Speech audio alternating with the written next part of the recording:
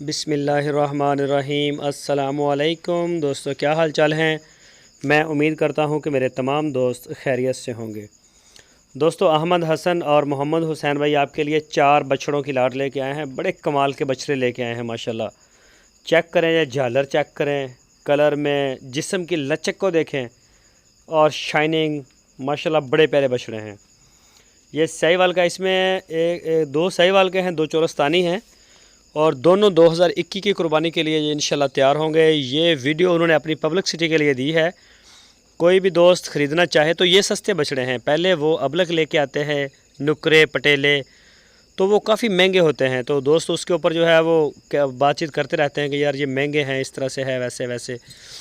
तो अब वो लेके आए हैं दूसरे बछड़े और ये माशाल्लाह बड़े अच्छे बछड़े हैं और थोड़ा सा रेट में भी ठीक है। सब के रेट इनके अलग अलग हैं। कोई भी दोस्त दिलचस्पी रखता हो, ख़रीदना चाहता हो तो वो रब्ता करे।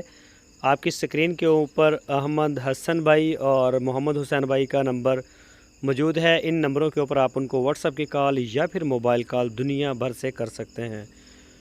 उनके डेरे पे अगर आप जाना चाहें तो जा सकते हैं। हारूनाबाद सिटी की लोकेशन है, ज़िला है बहावल नगर। वहाँ जाके आप अपनी तसल्ली कर सकते हैं, देख सकते हैं माल को और माशाल्लाह आउट क्लास आपको नज़र आएंगे। बड़ा अच्छा माल है।